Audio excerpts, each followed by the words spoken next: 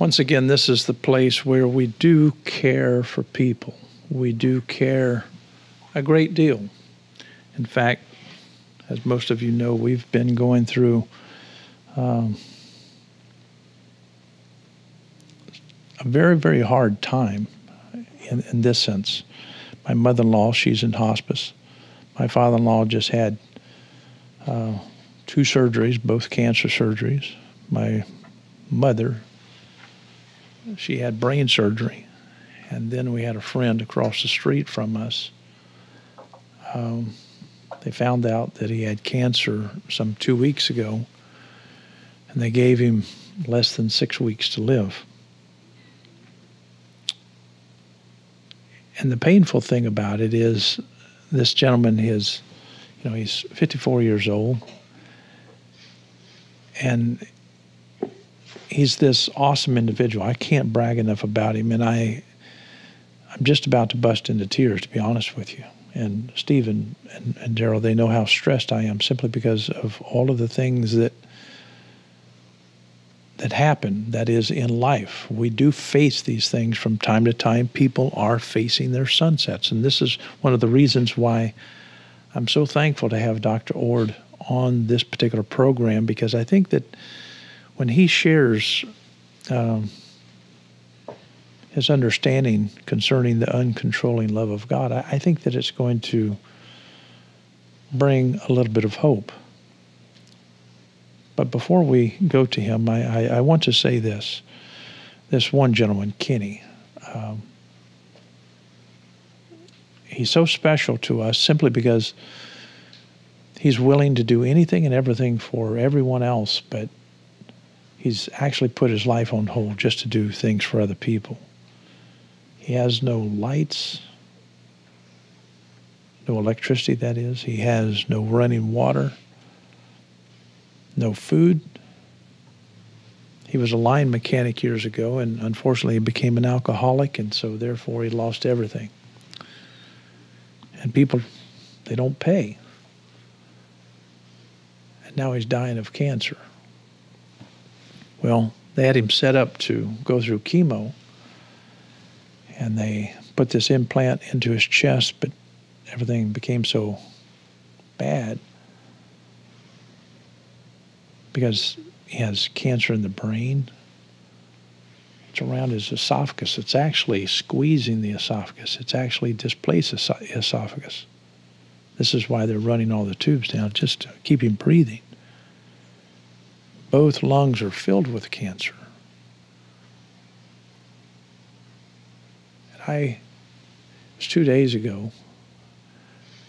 I walked in and he was fighting simply to live, struggling to live, scared to death. He pulled out IVs. He pulled out the implants that they had done 2 days prior to that. And he was just a bloody mess. It took just a team of huge guys. I mean, in the hospital, they've got people who can restrain you, and it was so sad. And the reason that I'm sharing this with you has to do with, I'm very much a compassionist, and I'm very much impressed with some of these theologians and philosophers who actually care for humanity, and I find that in Dr. Oord. And before we have that discussion tonight, that is about the uncontrolling love of God, I would like for my son to play a song.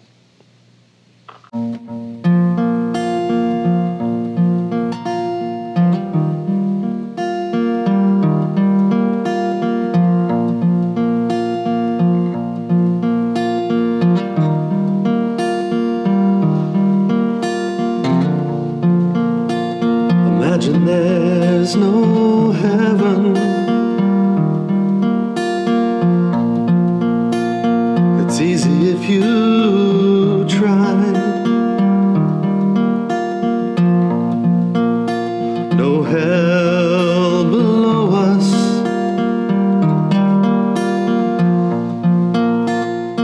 Above us only sky.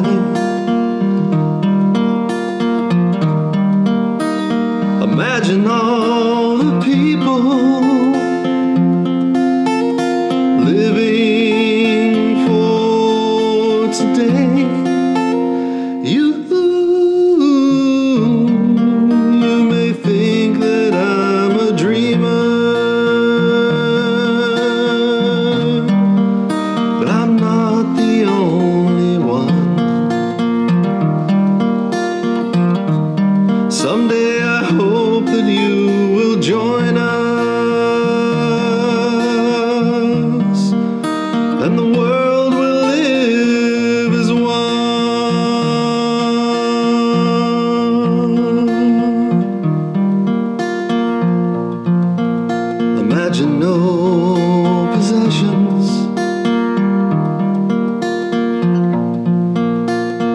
wonder if you can. No need for greed or hunger, a brotherhood of man. Imagine all the people sharing all the world. You may think that I'm a dreamer, but I'm not the only one. Someday I hope that you will join us, and the world will live as one.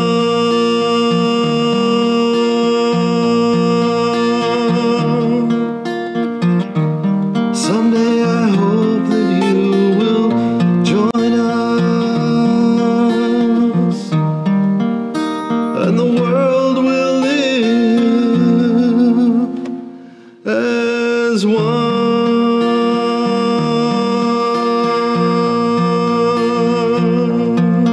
As one.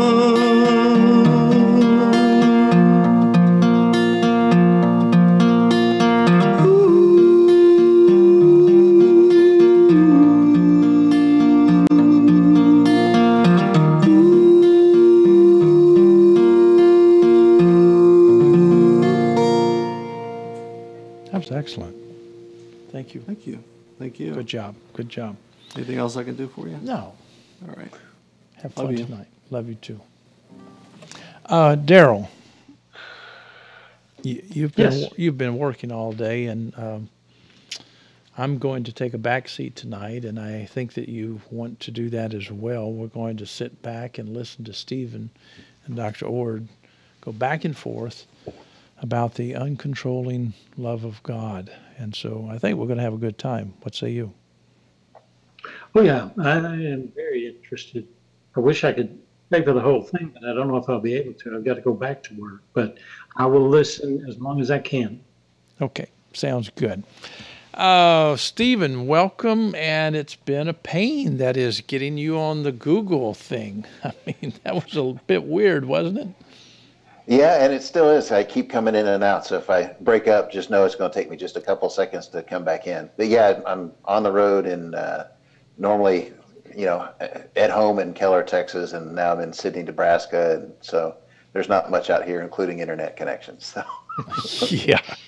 Dr. Oord, welcome to the place. It's we're very honored to have you on.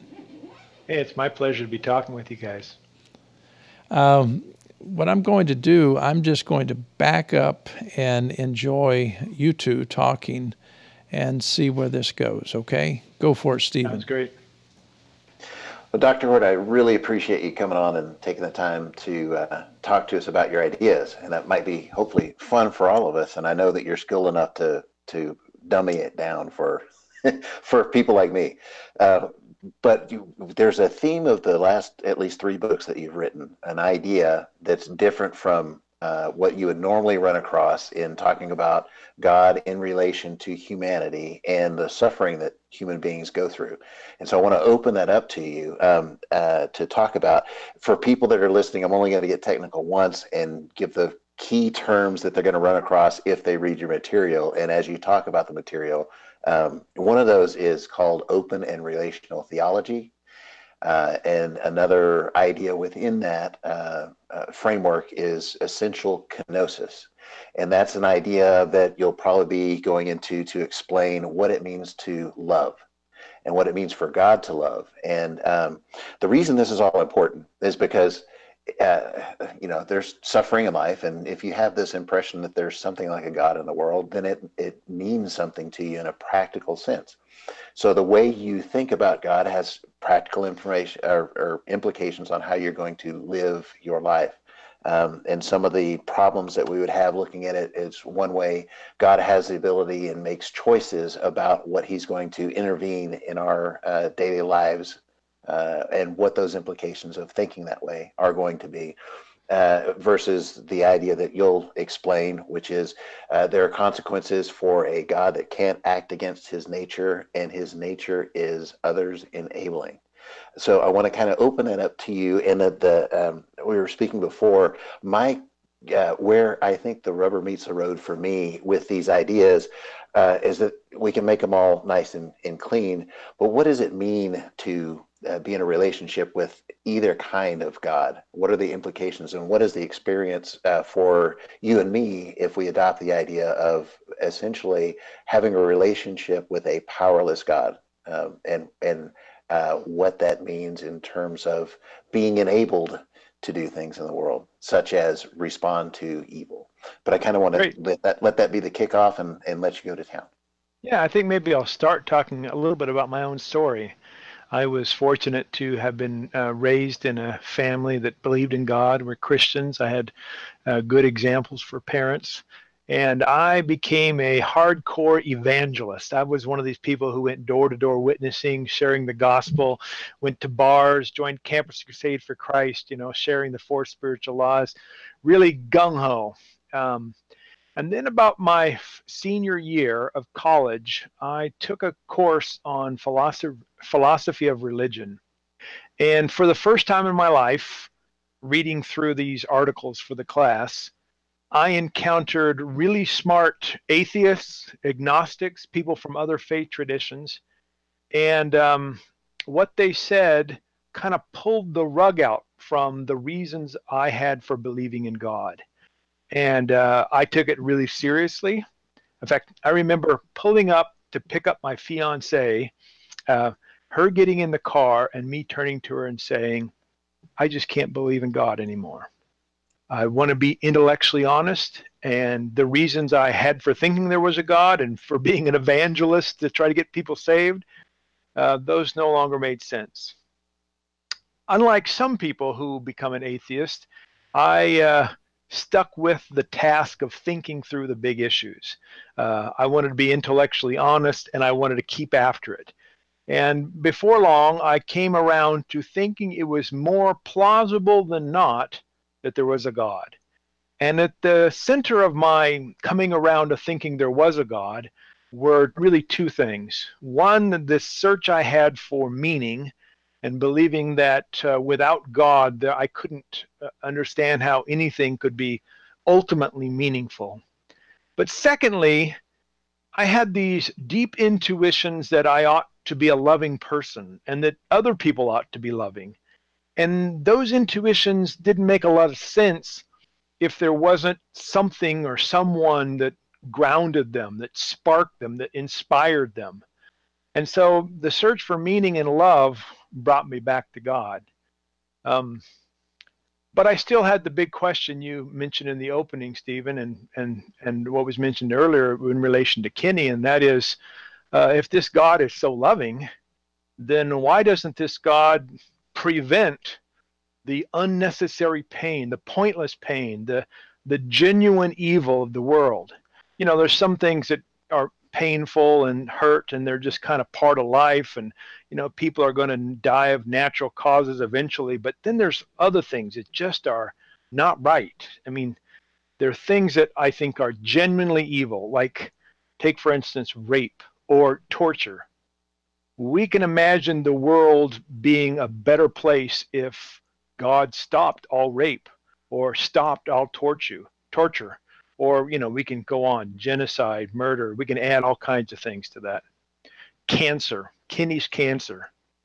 Wouldn't a loving God, if that God had the kind of power to do so, prevent the genuine evils of the world? And so I started pursuing this kind of question. If I believe there's a God out there or in here or everywhere, and this God is loving, then why wouldn't this God prevent the horrible evil? Well, sort of the classic answer that some people at least affirm is the free will answer. That is, people have free will, and God wouldn't take away that free will, and so blame the creatures. But that didn't satisfy me for a number of reasons. One, I could imagine times in which intervening to override someone's free will would be a loving thing for the sake of the victim. why doesn't God take away the rapist's free will momentarily to stop a rape? Doesn't God care about the victim and the victim's free will? And secondly, it's hard for me at least to imagine the cancerous cells having freedom, or the hurricane that wraps through our country having some sort of free will. Why wouldn't a loving God prevent unnecessary natural evil or disease or illness that doesn't seem to stem at all from free will? And it was those kinds of questions that ultimately brought me to this perspective you mentioned earlier, which is the idea that God's love is self-giving and others empowering, not only to free will creatures like humans, but to other animals, to organisms, to cells, to the smallest entities of all reality. And because God's love gives freedom or agency or self-organization or just the mere existence to the smaller things of reality, God simply can't control others, can't control humans, animals, cells, etc. It's not that God has chosen not to or won't do it, but it's something about God's love coming first in God's nature, and God necessarily, or God must, give freedom, agency, and existence to others. I could keep going on there, but let me stop so I don't ramble too far and let you give some feedback, and then I'll come back to some of the other issues that you've mentioned. Well, I don't imagine that you could ever ramble. You're doing great. One of the things to compare this idea with is the idea of God's sovereignty, and maybe that's a reason why it's important that evangelicals at least have this idea that God allows or chooses to have us have certain experiences in life. Part of those are suffering and painful, and they have some kind of consequence to us as human beings and put us eventually in a better place. Doesn't really square with the idea of genuine evil, where there's no ultimate benefit that can derive from some activity. But anyway, maybe contrast that upbringing from that kind of mindset, where people might not examine it because it's such a common idea, and what the consequences of that kind of idea are, versus what are the consequences of thinking of God being unable to. Well, you slipped out there, but I think I know where you're going with the question, so I'll pick it up from there. The word sovereign or sovereignty, or other words sometimes people use for God's power, like omnipotent or almighty, these words need to be carefully defined for us to know what's involved. I personally believe God is almighty, and if I'm allowed to define the word sovereign or omnipotent, I could affirm those as well. But what I mean by almighty is not the meaning that many people have when they think of God. I think God is almighty in three senses. God is the mightiest one in the universe, or mightier than all, almighty. God exerts might upon all others in the universe, almighty in that sense. And then God is the source of might or power for everything that exists. God can be almighty in those three ways and not be capable of controlling others. So the God that the model of God that I want to put on the table tonight is not a God who's just a wimp, who's doing nothing, who's just sort of, the weakling in the universe. The view of God I have is a God who is almighty, the most powerful one in the universe, but a God who inherently cannot control others. And this God, I think, is active in all places at all times, calling all creatures from the least complex to the most complex to respond to this power of love. And so as God acts in my life, in your life, in the world, in the atmosphere, in the animals, in all creation, God is a powerful force. I think a person. God is a powerful personal source to all creation, acting and calling it to well-being, to flourishing, to abundant life, to the good life of love. And when we or other creatures respond well or appropriately to those calls of love, given, however complex the creature is, then we see well-being flourish. We see, to use biblical language, the kingdom of God. We see genuine happiness emerge, the goodness of life. And so as I go about my life and interact with others and with God, my sense of God's presence is powerful. Sometimes I have sort of profound emotional experiences, but most of the time I don't have those kind of warm, fuzzy experiences. But because I believe everything good I see around me, every loving gesture and act, every beautiful thing has God as its source, I have a profoundly positive relationship to the God I think is behind all the good in the world. But when I see the rotten things of the world, the crap, the sin, the evil, the suffering, the pain, the unnecessary pain in the world, I don't have to believe God caused it or even allowed it, because the God I believe in can't prevent it single-handedly.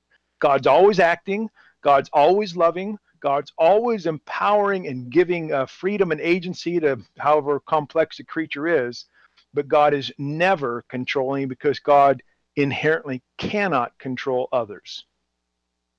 That's going to take a while for it to sink into people that have been raised in a different kind of viewpoint. Yeah, yeah, definitely. I think what some may be concerned with is you talked about coming from more of a having a fundamentalist or maybe an absolutist kind of view as a young man. So with that view comes the idea that, well, if there's any idea that's foreign to me, it's got to be wrong, and I might go to hell if I consider it. Yeah. So, are there any other deep implications theologically that we have to give up in having this alternate view of God that it doesn't? And I think you did a great job of explaining, maybe not your term or definition or meaning for the word sovereign, but certainly explaining what it means to be almighty and having that be consistent with God cannot act, but God can influence. So I would say God cannot control, but God can. I think God acts all the time, but yes. I would say God can't control. I think most people, and I was once this way as well, most people have as sort of their default view of God the idea that this God could be controlling if God wanted to. There's a whole set of Christians who think God controls everything, but those people are not in the majority anymore. Most people think that God isn't controlling, but might occasionally intervene to stop something or do something amazing here.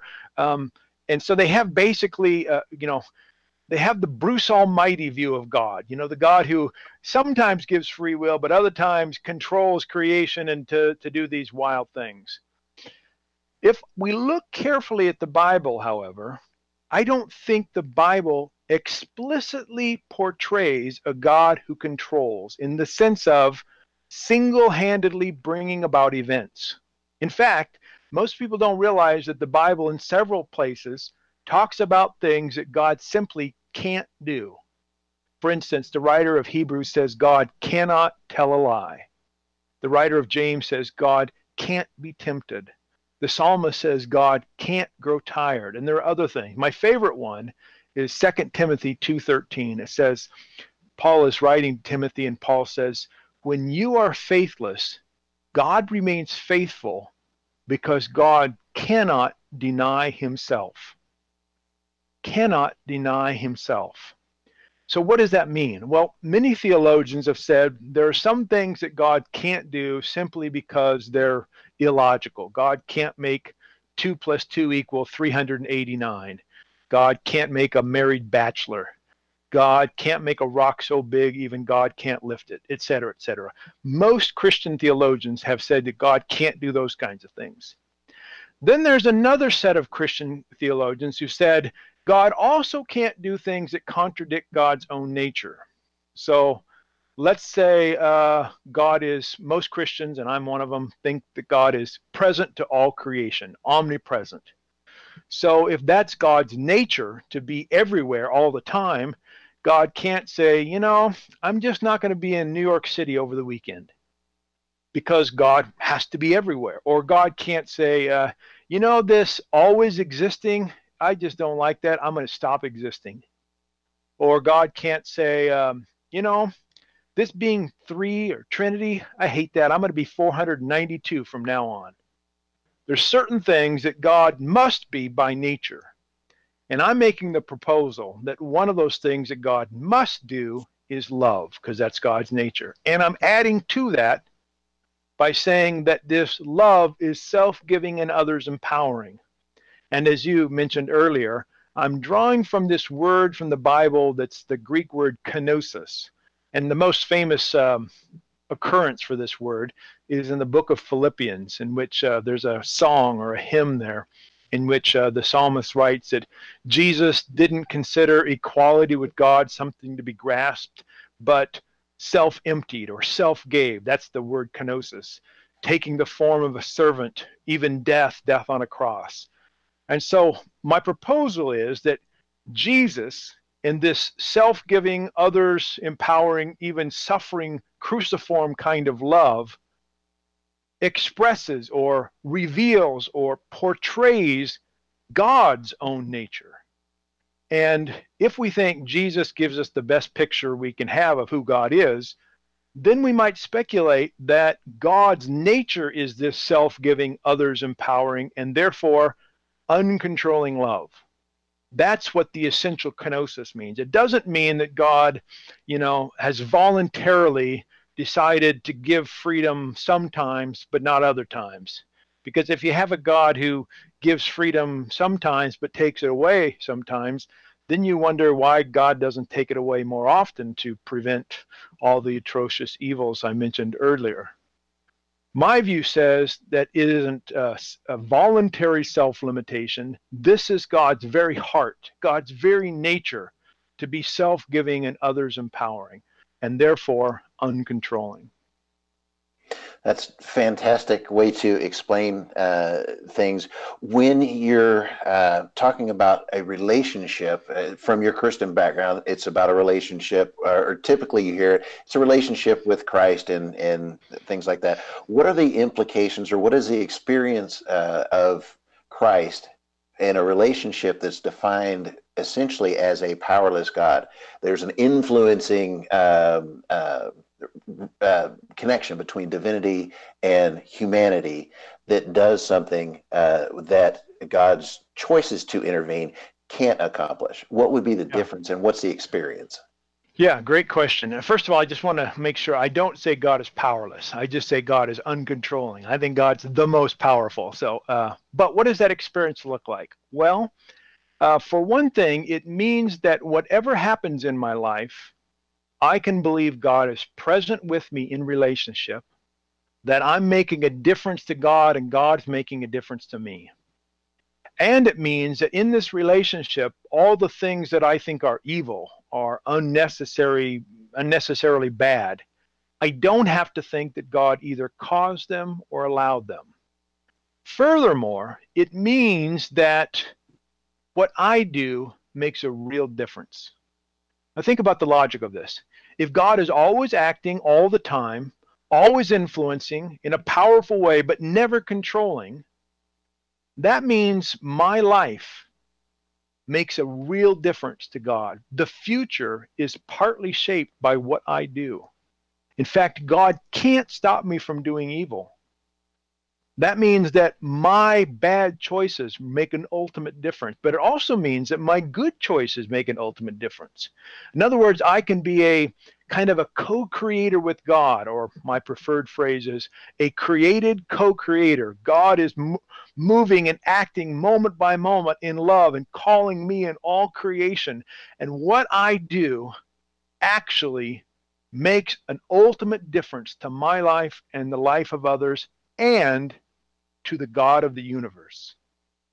I used to be in church, and I had a very conventional view of God, a God who wasn't relational, wasn't in relationship, or if it was relationship, it was only God giving to me and me not having any effect on God, what the ancient theologians called impassibility.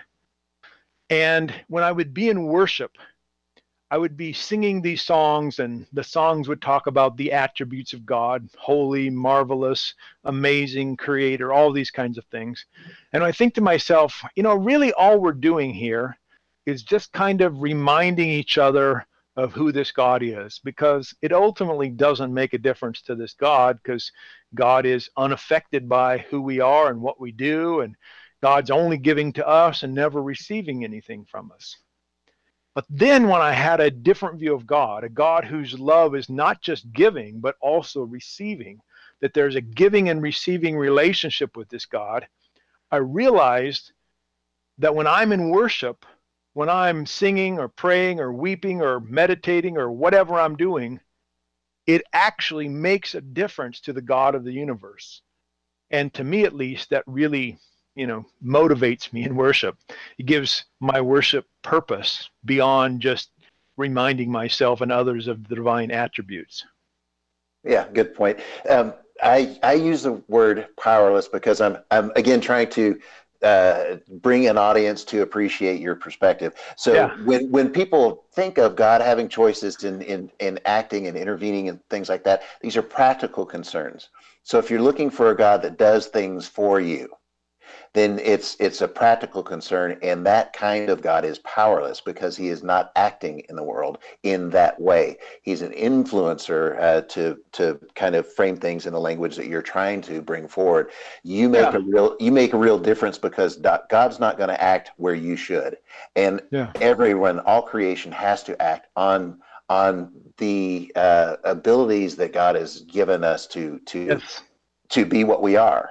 And I'm guessing that some of the questions or objections or things that people would have to consider in changing that mindset would be, what does prayer now mean? What are the consequences of having this idea and we get things wrong in the world for all the right reasons, but we're still getting things wrong? Is this does the relationship being influenced and living a certain way, does that lead us to kind of an actualization? We realize who we are by participating in the divine influence of love and that sort of thing. I think there's something to that. I think there's something to the notion that when we realize that we play a role in God's work in the world, I don't know if you call it self-actualization. That's not usually the kind of language I would use. I'm not opposed to it, but I would say something like, we're living as God's children, or we're being God's partners, or I like the language of Paul, God's fellow workers. The idea that we're cooperating or co-laboring or collaborating with God, that I think is a really powerful one. But when it comes to prayer, this position does affect how we think about at least one kind of prayer, what many people call petitionary prayer. But before I tell you a little bit about that, let me stand back for a second and add another dimension here that might surprise some people. The view of God that I find most helpful is a view of God who experiences time like we do. In other words, God is not timeless or outside of time. God is in time.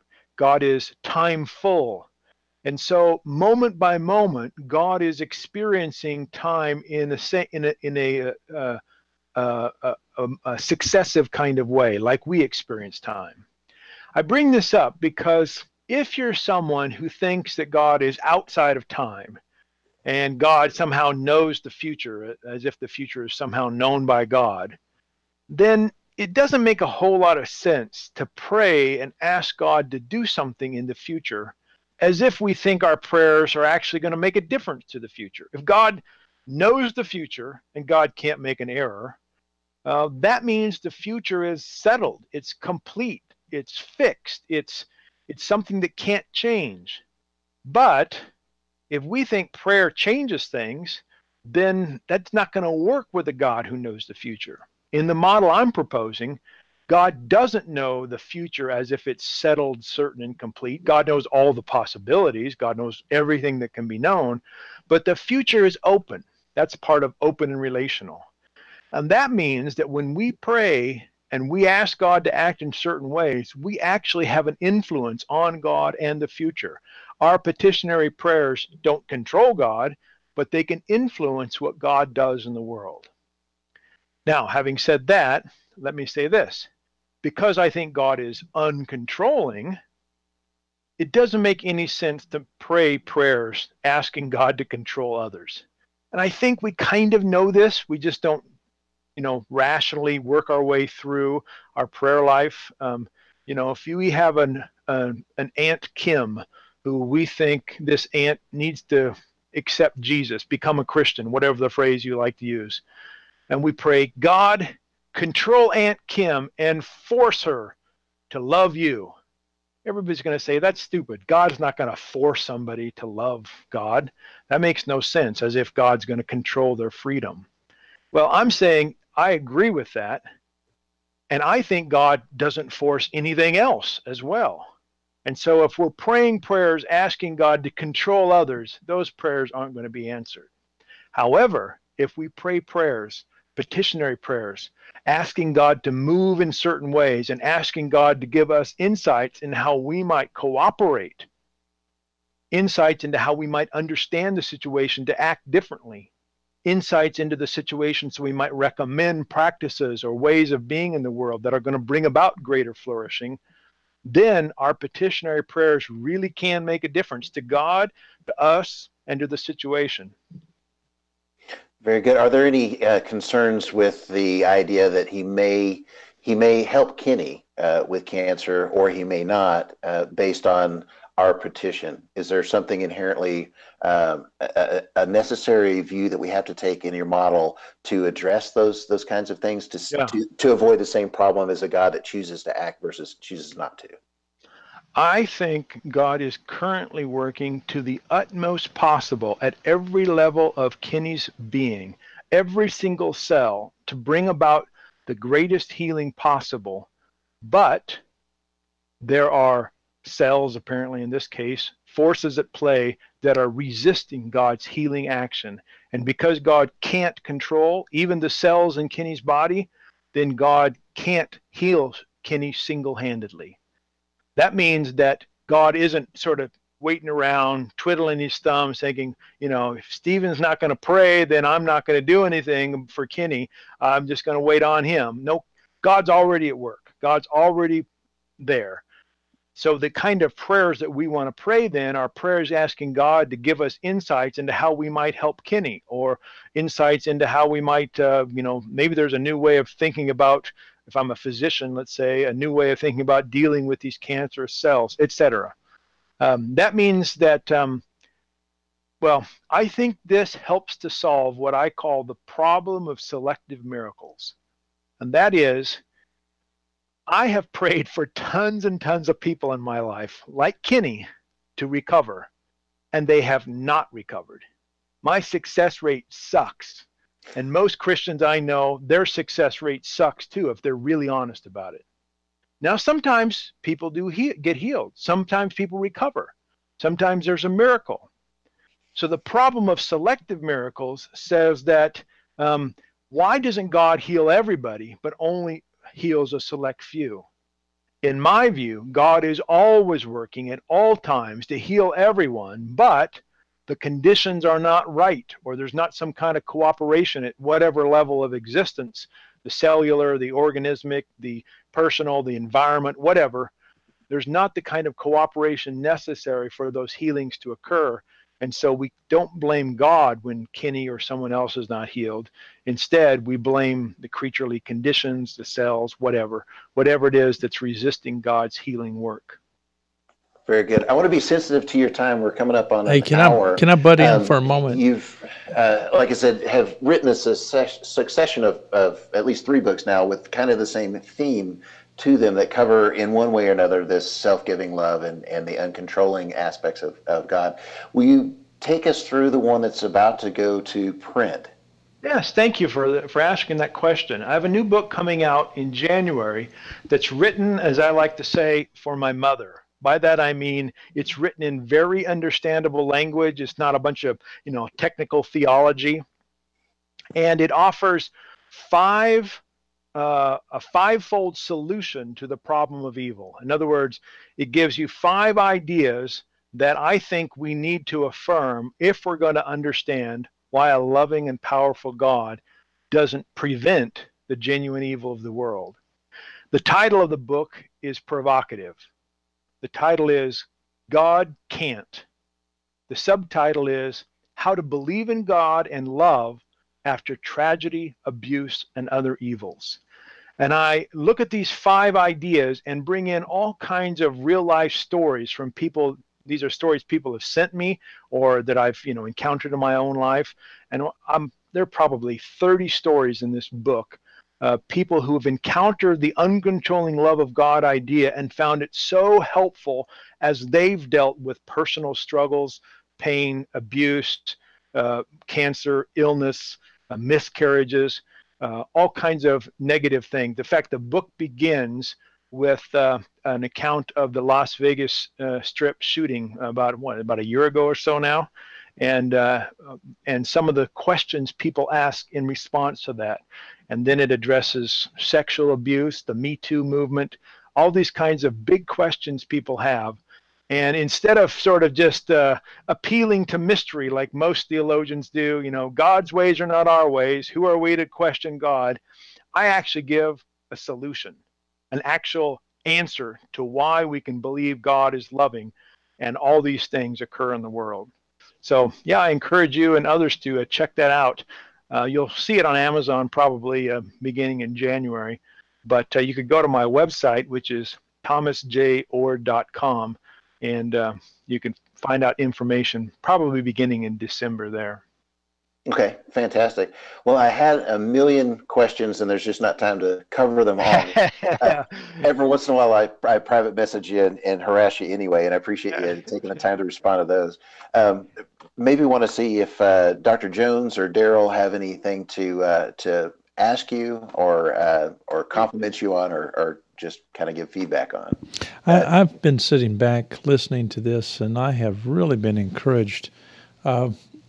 Have you considered counseling people who minister at the hospital, that is, with this kind of view of God? Yeah, I've talked to some chaplains and some hospice workers, and some of them have used these kinds of ideas in helpful ways. This book that's coming out is really meant to be the kind of thing that you can give somebody to read. It also has questions at the end of every chapter, so it could be a discussion group kind of book.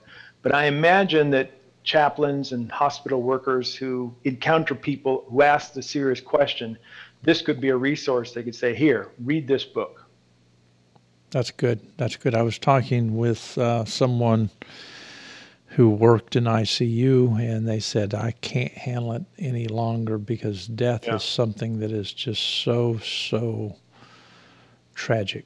And so, what you have to offer is great. And I do thank you for being here. Gerald, did you have a comment to make? Yes, just one. And it has to do with, I really like this concept. I mean, this resonates with me quite a bit. But what it really says to me, I think, it makes me think that this is the kind of relationship we have with one another, if we're honest about it. I've got several children, and there's things that I want for them, and that I can't force on them. And that's right. I didn't even try. But through my influence, that which I'm trying to get across to them or see happen in their lives, I only want it to the degree that it's actually beneficial, because I'm in no way perfect. And so the good aspects that I can actually demonstrate to them and share with them will be there to help to possibly get them help them get where they need to be. Yeah, that's a good point, Daryl. In this new book coming out, I talk about what good parenting looks like. And I say that, a good parent is neither a controlling manipulator nor an absentee parent. A good parent is involved and influential, but not controlling.